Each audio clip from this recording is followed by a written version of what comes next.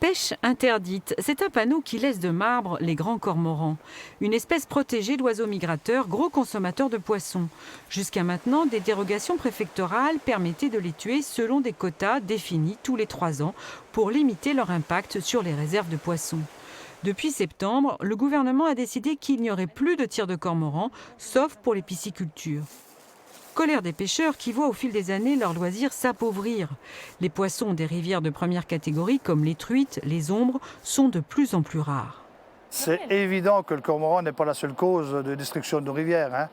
On a une pression autant les particuliers qu'agricoles, qu'industriels.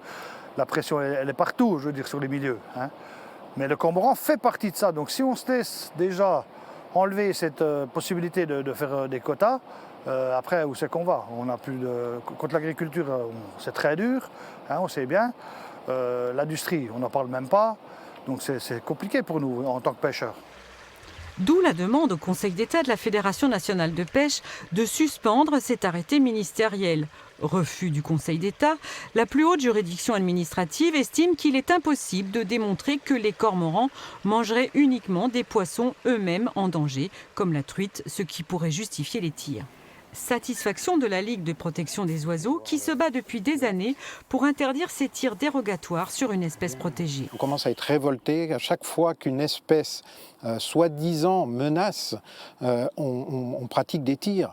On le voit pour d'autres espèces, pas que le grand cormoran, mais je crois qu'il faut arrêter. Il faut arrêter de se dire on tire, il faut se mettre autour d'une table et se dire qu'est-ce qui se passe, qu'est-ce qui fait que des espèces menacées ou protégées peuvent être détruites ou disparaître.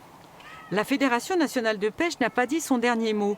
Les pêcheurs ne verseront pas la redevance qu'ils doivent à l'État, environ 8 millions d'euros, tant qu'ils n'auront pas obtenu satisfaction.